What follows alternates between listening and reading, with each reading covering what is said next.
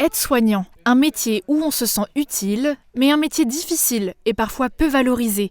Depuis quelques années, les hôpitaux et EHPAD en manquent parfois cruellement, d'autant plus en période Covid. Pourtant, les centres de formation comme celui de Saint-Avold voient le nombre de candidats augmenter. Nous sommes partis en 2003 avec une formation d'élèves aides-soignants au nombre de 60. Et à ce jour, en 2021, nous avons une capacité de formation pour environ 125 élèves.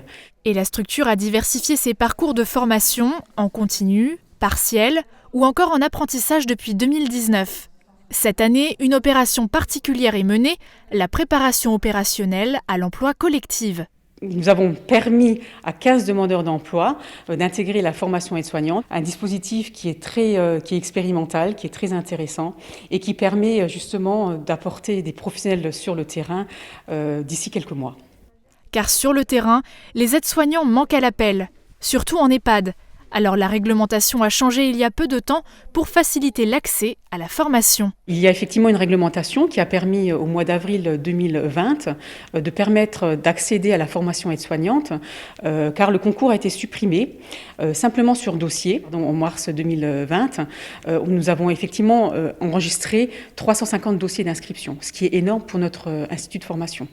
Au total, 1475 heures sont nécessaires. 595 de cours théoriques et 880 de stages pratiques. 4 stages sont obligatoires dans les secteurs du handicap, de la chirurgie, en court séjour médecine et en EHPAD. D'abord, on les prépare à aller en stage. Certains stages demandent des connaissances un peu plus poussées par rapport à l'hygiène. Et vraiment, là où on insiste, c'est l'exploitation de stage. C'est important qu'au retour de stage, les élèves puissent s'exprimer, exprimer leurs ressentis, exprimer comment ils ont vécu leur stage.